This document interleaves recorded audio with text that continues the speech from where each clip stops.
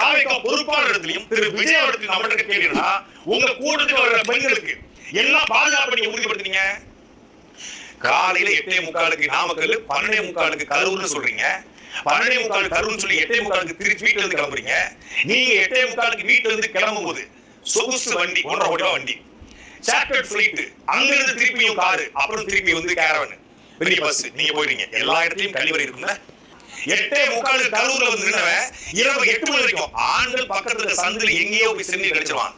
இளம் பெண்கள், கல்லூரி பெண்கள், தாய்மார்கள் எங்க கழிவறை போவாங்க, எங்க சிறுநீர் கழிப்பாங்க? அடிப்படை அறிவு இல்லாம எதிர அரசியல் நடத்துறீங்க. அது அவளுடைய ப்ராப்ளம், என்னோட ப்ராப்ளம் இல்ல. இது யாருக்கு வருத்தம் பண்ணும்? 50,000 பேர் கூடிட்ட இடத்துல மொபைல் டாய்லெட் ஒண்ணு கூட வைக்கல. நீங்க ஒரு மொபைல் டாய்லெட் இல்ல. எங்க போய் சிறுநீர் கழிப்பாங்க தெரியாது. சிங்கப்பெண்ணை பாட்டு பாடுற நீங்க, பெண்களுடைய பாதுகாப்பு குறித்து பேசுற நீங்க, அந்த பெண்களுக்கு இயற்கை உபாதை வரும் என்று ஒரு தலைவருக்கு தெரியணுமா தெரிய வேண்டாமா? ஷூட்டிங்கா சரியா 6 மணிக்கு ஷூட்டிங் 5:45 வரக்கூடிய பணம் கொடுத்தா மட்டும் தான் 6 மணிக்கு ஷூட்டிங் 5:45 வருவியா? இங்க 12:45 போட்டு 7:45 7:15 வரீங்க. கிட்டத்தட்ட 8 மணி காத்துக்கான அவனுக்கு கழிவறை இல்ல. உங்களுக்கு தெரியுமா? இறந்து போன 8 பெண்களும் மலம் போய் இறந்து போயிருக்காங்க. அவங்க சிறுநீர் பை முழுக்க முழுக்க நிறைஞ்சிருக்கு. மருத்துவமனைக்கு போன அந்த மைய கிடந்த பெண்களுக்கு சிறுநீர் பை நிறைஞ்சிருக்கு.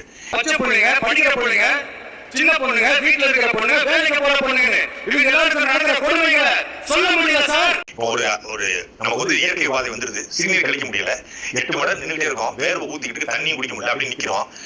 சின்ன எனர்ஜி இருக்குமா, அதுலதான் மயங்கி விழுதாங்க. அப்ப அதை தவிர்த்திருக்க வேண்டியது தாவேகாவோட பொறுப்பா இல்லையா? காவல்துறையை குற்றச்சாட்டு நீங்க, ஆளுங்கட்சியை குற்றச்சாட்டு நீங்க, இதையும் ஆளுங்கட்சியும் காவல்துறையும் செஞ்சிருக்கணும்னு சொல்றீங்களா? இந்த மொபைல் டாய்லெட் வைக்கணும். 50,000 பேர் மாஸ் கிரவுட் ஒரு பெரிய மாநாடு நடத்த போய் கூட்டம் அது. அதனாலதான் நீதிபதி சொல்றாரு, ஒரு மாநாடு இருக்காரு. சாதாரண ஒரு மாநாட்டுக்கு 50,000 பேருக்கு பெரிய கூட்டம்.